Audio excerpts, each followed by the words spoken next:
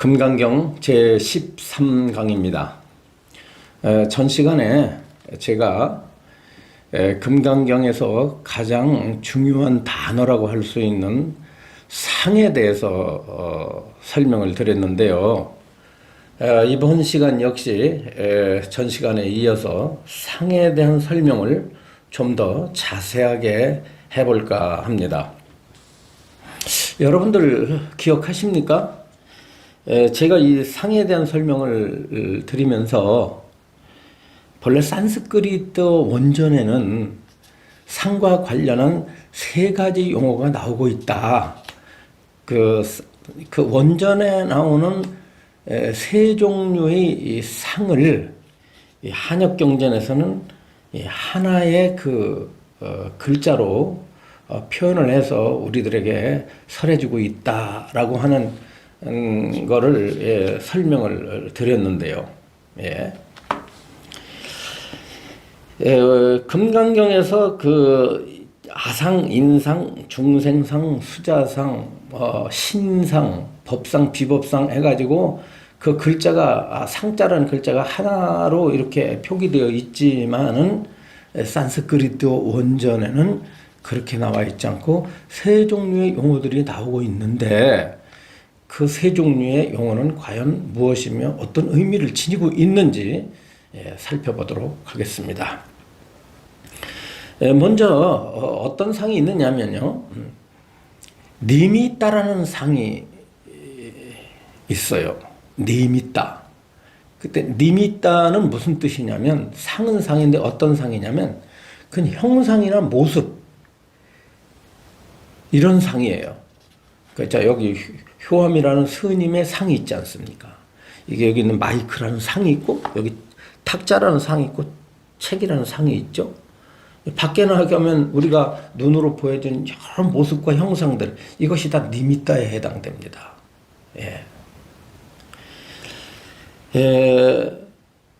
그 다음에 나오는 상이 뭐냐면 락시아나라는 상이에요. 락시아나라는 상은 특상이라는 의미를 지니고 있습니다. 특별한 형상이라는 의미예요. 특별한 형상. 이 특별한 형상은 어떤 일반적이지 않고 어떤 특이한 모습을 가지고 있다 이 뜻이거든요.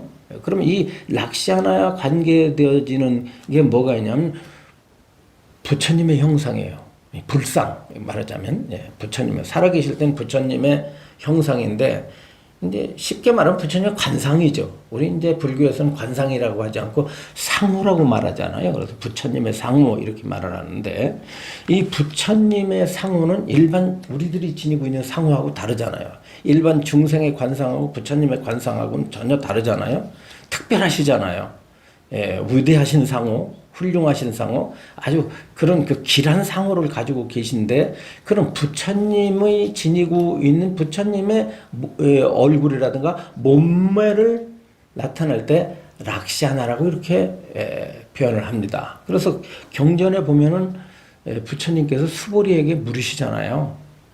수보리 어떻게 생각하느냐, 열의 신상을 보고서 열애를 보았다 할 수 있겠느냐 이렇게 물으시는데 그때 신상할 때 그 상이 바로 락시아나로서의 상입니다. 자, 세 번째 상이 어떤 상이냐면 지금 세 번째 상에 대해서 여러분들이 주목하셔야 됩니다. 이 세 번째 상은요 싼냐라고 하는 상이에요. 싼냐라는 상인데요. 이 싼냐라는 어떤 뜻이냐면 생각, 뭘 아는 거였죠. 생각, 아는 거. 세 번째는 뭐냐면 지식, 관념, 고정관념 이런 의미를 지니고 있습니다. 그러니까 우리의 생각은 다 뭐냐면 싼냐상이에요. 자, 중생은 하루 종일 뭔가를 생각하잖아요. 뭐 밥 생각, 옷 생각, 돈 생각, 집 생각, 뭐 자식 생각 하지 않습니까? 그러잖아요. 그뿐이에요. 뭐 좋은 생각, 나쁜 생각. 또 이렇게 문을 열고 바라보면은 뭐가 있어요? 봄이니까 아름다운 진달래꽃이 피었다고 그랬을 때 그 진달래를 보고서 참 아름다운 진달래꽃이 피었구나라고 했을 때 아름답다는 생각, 진달래라는 생각, 피었구나라는 생각 이게 다 상이에요. 그럼 우리가 문을 열고 나가면은 눈으로 보여지는 모든 것들이 다 니미따인 다 상인데 거기에 대해서 어떤 생각을 해야만이 되지 않을까? 그렇지 않습니까? 버스를 보고 버스라는 생각이 일어나잖아요. 예? 그렇잖아요? 그러면 그게 뭐냐? 무엇을 보고서 일으키는 생각. 예. 그것이 바로 싼야상입니다. 뿐만 아니라 종교적 지식 이런 거 있잖아요. 이 세상에 지식은 말할 것도 없고요. 예.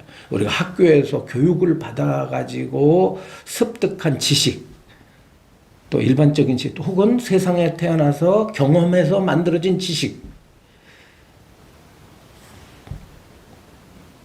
뿐만 아니라 종교 속에 들어오면 뭘 배우죠? 교리를 배웁니다. 기독교에 들어가면 성경을 배우고, 불교 속에 들어오면 불교를 배웁니다. 예. 그러면 종교 속에서 배워진 어떤 지식도 뭐예요? 그 지식도 어디에 들어가냐면 싼야에 들어갑니다. 예. 그러니까 우리 이 싼야라고 하는 것은 얼마나 그 범위가 넓어요. 그 범주가 대단히 넓습니다. 어쩌면 우리 중생들은 하루 종일 싼야를 일으키고 싼야 속에 빠져 있고 싼야 속에서 죽어요. 생각 안 하고는 살 수 없잖아요. 그러면 싼야를 일으키고 싼야 속에서 살다가 싼야 속에 빠져 살다가 싼야 속에서 죽는 거야. 예. 그런데 전시계도 설명드렸듯 이 싼야라는 글자는 별로 그렇게 좋은 의미를 지니고 있지 않습니다. 예. 이것은 번뇌와 관련되어진 용어이기 때문에 불교에서는 극복해야 될 대상이죠. 예. 말하자면 우리들이 그동안 일으키고 있던 또 일으키고 있는 그런 생각들을 어떻게 해야 됩니까? 예. 그것을 벗어나야 되죠, 사실은. 그런데 이 벗어난다는 말이 좀 상당히 여러분들에겐 이해하기 어려워요. 그러면 생각을 벗어나면 생각 없이 살아라는 말이냐.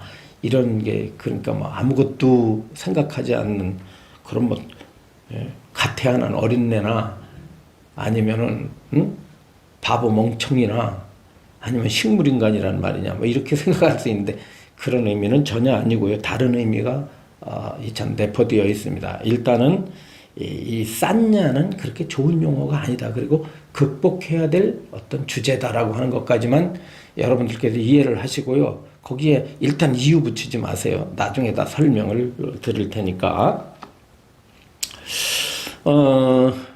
그리고 이제 또 한 가지 여기서 부연해서 설명을 드리고 싶은 것은 이 싼야가 됐건 락샤나가 됐건 또 니미따가 됐건 이것을 구마라집 스님께서는 그 글자가 이제 서로상자 혹은 이제 그 볼상자 이건 역시도 뭐 이렇게 그런 의미를 한 글자로 이렇게 그런 글자로 이게 번역을 하셨는데 반면에는 구마라집 스님은 이 글자를 이 싼야라는 글자 특히 이 싼야 있죠. 이 세 번째에서 마지막 이 싼야라는 글자를 갖다가 역시 다른 글자를 택해서 번역을 하셨는데 그게 바로 생각할 상자입니다. 그러니까 구마라집 스님이 번역하신 상자에다 밑에다가 마음 신자를 보태가지고 그렇게 상자로 이렇게 번역을 하셨는데요. 상식적으로 이제 여러분들이 아셔야 될 게 구마라집 스님의 번역을 구역이라고 합니다. 구역. 옛날 번역이다 이거죠. 그리고 이제 구마라집 이후의 번역을 신역이라고 하는데 현장 스님의 번역은 신역이에요. 그래서 신역의 입장에서 이제 구마라집 스님보다는 이제 현장 스님이 번역을 경전을 보면은 금강경을 보면은 아상, 인상, 중상상, 수대상 할 때에 그 상자를 구마라집이 쓰시던 상자가 아닌 바로 생각할 상자로 번역을 하셨죠. 그와 연결을 해가지고 불자님들이 그렇게 자주자주 암송하고 있는 독송하는 반야심경에 보면은 색수상행식이라고 하는 그런 용어들이 나오죠. 그죠? 색수상행식. 그때 그 상이 뭐냐면 그 생각할 상자인데 그게 바로 싼야를 번역한 겁니다. 싼야를 번역한. 그러니까 금강경에 나오는 싼야나 예, 반야심경에 나오는 싸냐나 그 어원이 뭐냐면은 예, 쌌냐와 관련되어 있다라고 하는 거 여기서 알아두시면 좋겠습니다. 그런데 이와 같은 상 중에서 가장 그 극복해야 될 상으로 이 부처님께서 수부리에게 말씀하셨어요. 그게 뭐예요? 바로 아상, 인상, 중생상, 수자상을 거론하십니다. 그러면서 말씀하시기를 역시 상이라는 글자가 별로 좋은 의미를 지니고 있지 않다는 것이 여기서 증명이 되는데, 만약에 보살이 내가 중생을 제도하되 한 중생이라도 내가 제도한 바가 있다고 생각한다면, 내가 중생을 제도했다는 생각을 일으킨다면 그는 보살이 아니라 아상, 인상, 중생장, 수자상을 일으킨 존재밖에 되지 않는다. 이렇게 이제 수부리가 당부하시는 거죠. 예. 아상, 인상, 중생상, 수자상이 있으면 어떻다? 이것은 보살이라고 이름할 수 없다라고 하는 거죠. 따라서 보살이나 부처에게는, 보살님이나 부처님에게는 뭐가 없다는 뜻이에요. 예. 온종일 중생을 위해서 이익된 삶을 산다 할지라도 그 마음에는 아상이라는 자치, 인상이라는 자치, 중생이라는 자치, 수자상이라는 자치를 지니고 있지 않다는 뜻입니다. 네. 대개 이제 우리가 절에서 오래 살다 보면은 그냥 스님들이나 일반 불자들끼리도 이제 신심이 깊다 보고 절을 오래 다니다 보면은 이런 용어를 많이 써요. 아유, 그 참 상 좀 버리세요. 혹은 상 좀 내지 마라. 왜 그렇게 상을 내느냐? 그 상 좀 버려라. 그 왜 이렇게 상을 그렇게 껴안고 사느냐? 이렇게 이제 이런 얘기를 많이 하고 있는데, 과연 그렇게 상이라는 용어를 입에 이렇게 거론하면서도 그 의미를 제대로 알고 있는가, 알고 쓰고 있는가, 한번 이제 반문해 봐야 되겠죠. 그렇죠? 자, 그러면, 이번 시간에 다는 하지 못해도 일단, 아상에 대해서 잠시 설명을 해보도록 하겠습니다. 자, 첫 번째, 아상, 인상, 중생상, 수자상에서 바로 아상이란 무엇인가를 한번 살펴보도록 하죠. 아상 그러면요, 일반 불자들은요, 내 잘났다는 상 이런 뜻이에요. 그래서 아상벌이라는 게 마치 겸손해져라, 자기를 낮춰라, 이런 의미로 받아들이죠. 그래서 뭐 거만하고 쌀쌀맞고 자기를 내세우기 좋아하고 뭐 잘난 체 하는 사람을 가리켜서 저 사람은 아상이 높다 이렇게 말을 하지 않겠습니까? 예? 그러나 그 아상의 의미는 참 깊어요. 아상의 의미는 일반 불자들이 생각하는 것보다 그 의미가 근본적으로 심오합니다. 네, 대단히 심오해요. 이때 그 아상이라는 게 뭐냐면요, 그냥 한자 그대로 설명을 하면 나라는 생각 이렇게 말하잖아요. 나라는 생각, 그렇게. 나라는 생각. 예. 그런데 이 아상할 때 이 아라고 하는 것을 설명하려면 참 많은 시간이 하게 됩니다. 예. 이 설명을 하기 위해서는, 이 아상에 대해서 여러분들이 이해하기 위해서는요, 과연 불교는 어디로부터 출발하는가를 한번 거론해 봅시다. 다른 종교는요, 그 교리가 과거의 신으로부터 출발을 해요. 그러니까 태초를 얘기합니다. 아득한 과거에 누가 있었다? 하나님이 계셨다라고 이렇게 설명을 하죠. 모든 종교는 신으로부터 출발한다. 신이 중심이 돼요. 예, 그 출발점이 신이야. 예. 그리고 왜 신이 출발점이냐면 신이 이 천지 만물을 창조하고 모든 생명을 창조했기 때문이다. 그래서 그 신은 창조주죠. 이 세상이 생겨나기 전에 창조주인 신이 있었고, 그게 뭐 야훼가 될 수도 있고 알라가 될 수도 있고 뭐 천조 대신이 될 수 있고 하늘님이 될 수도 있고 등등 뭐 그 많죠. 그 각 종교마다 그 이름이 다르지 않습니까? 다르지만 그네들은 아무튼 신이 자기들마다 자기 신이 우주를 창조했다고 하잖아요. 그리고 인간을 창조했다고 하고 천지 만물을 다 창조했다고 하지 않습니까?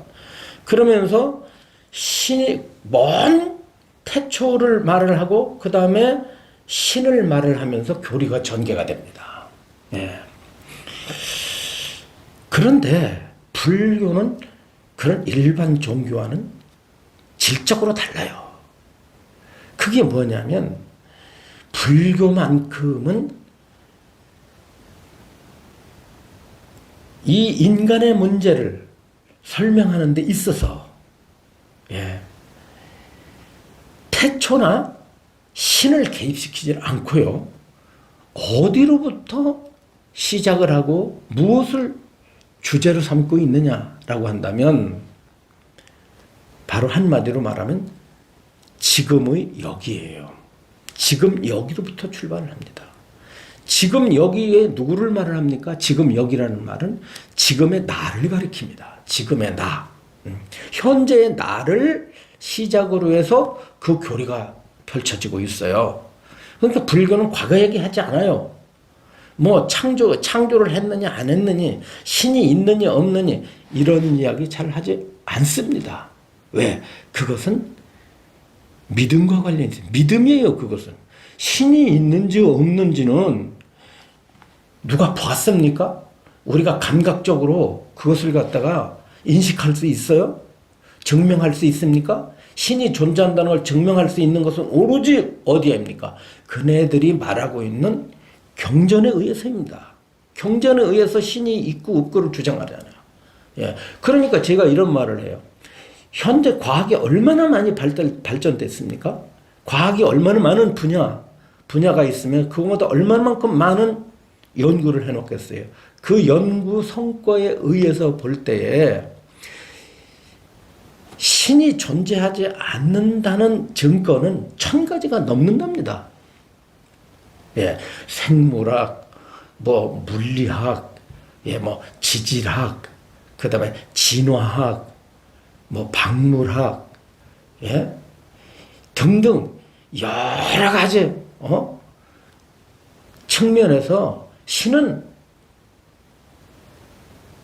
존재할 수 없다는 그것이 이제 과학적으로 증명이 되고 있는데 신이 존재한다는 것을 증명하는 것은 성경 한 권뿐이에요. 그네들이 내미는 그 종교 서적 하나밖에는 신이 존재한다는 것을 증명할 길이 없어요.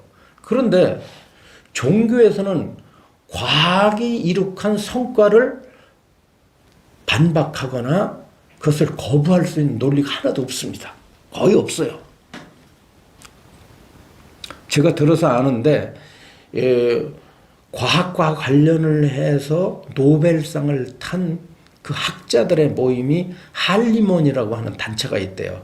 거기에 97%가 신을 인정하지 않는답니다.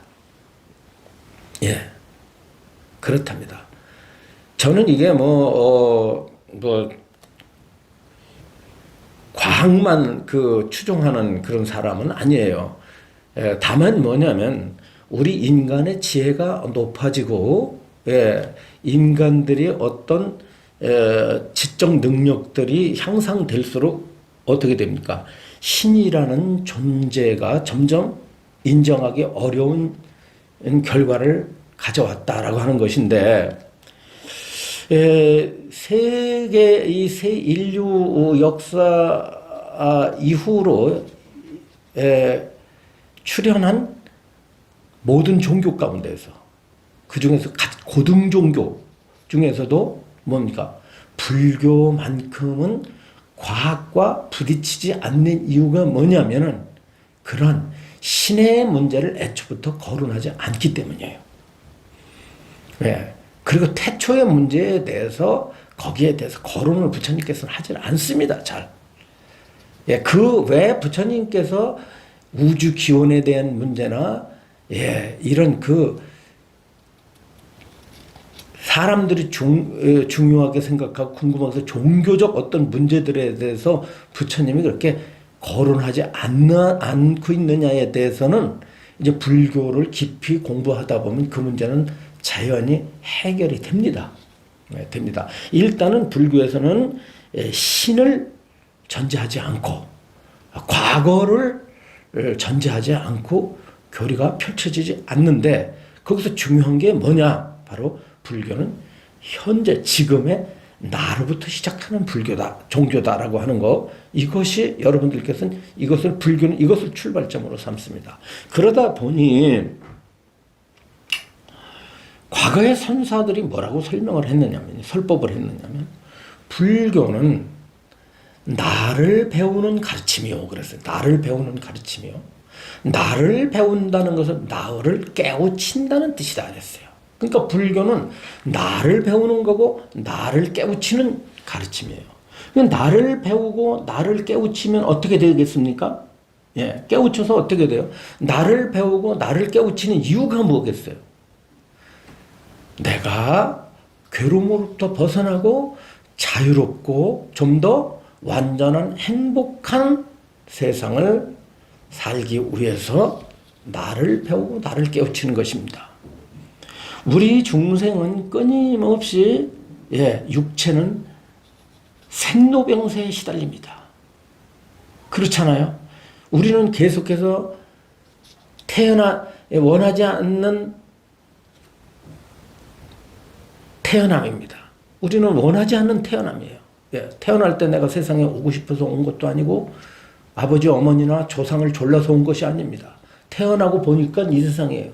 그러니까 부처님 말씀대로 중생은 이 세상에 자기 자유껏 온 것이 아니라 뭔지 모르게 끌려왔죠. 끌려서 내던져졌어요. 그냥. 그게 뭡니까? 불교로 말하면 업에 이끌려서 온 거예요. 업에 이끌려서 와서 업에 이끌려서 살다가 업에 이끌려서 죽습니다. 업이라는 뭡니까?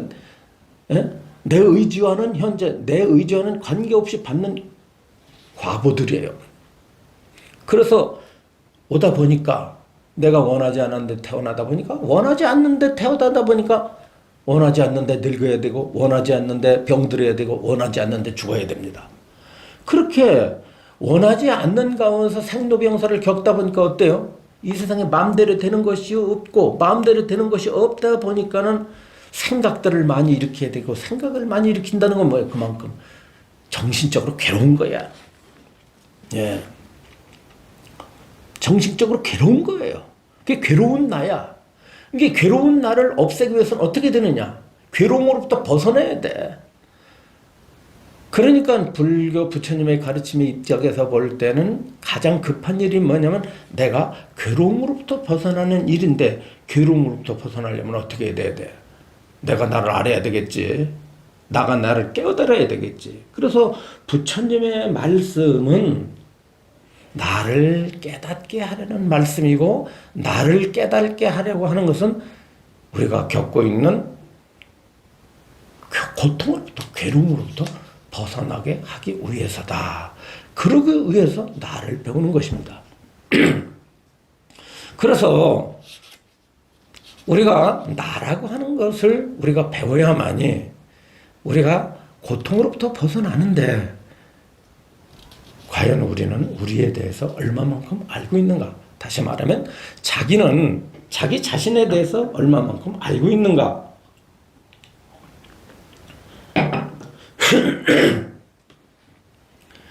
이것을 좀 더 심도 있게 공부해보자. 그렇게 심도 있게 공부해 보면 우리가 생각하고 있는 나라는 것은, 나라는 생각은 과연 어떠한 근거에 의해서 나온 것이며, 나라는 생각은 지금 여러분들 나라는 생각을 갖고 있잖아요. 이건 나다 이거야. 응? 이게 나야. 지금 여기는 나가 있으니까 불교는 나로부터 출발한다고 하니까 나가 여기 있잖아요. 근데 과연 이 나라고 하는 것은 무엇이고 지금 이것을 나라고 생각하고 있는데 이건 나야. 이렇게 생긴 건 나야. 효함이 바로 나야. 이렇게. 예. 여러분들 각자 자기 주관을 나라고 그러잖아요. 나라고 생각하고 있잖아요. 그 나라고 하는 것은 과연 무엇이며 나라고 그것을 나라고 생각하고 있는 그 생각은 과연 옳은 것이냐 그런 것이냐 그것이 진리와 부합된 것이냐 부합되지 않은 것이냐에 대해서 공부를 해야만이 어떻다? 이 아상에 대해서 알게 되고 아상에 대해서 알아야만이 인상, 중생상, 수자상에 대해서 알게 됩니다.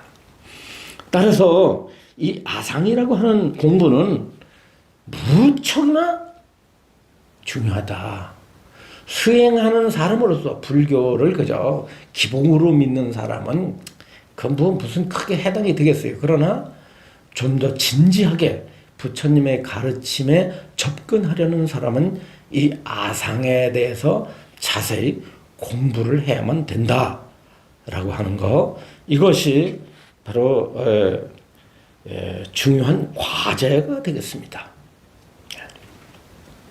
자, 아상에 대한 설명은 이제 자세히는 다음 시간으로 미루도록 하고 오늘은 이쯤에서 강의를 마치도록 하겠습니다.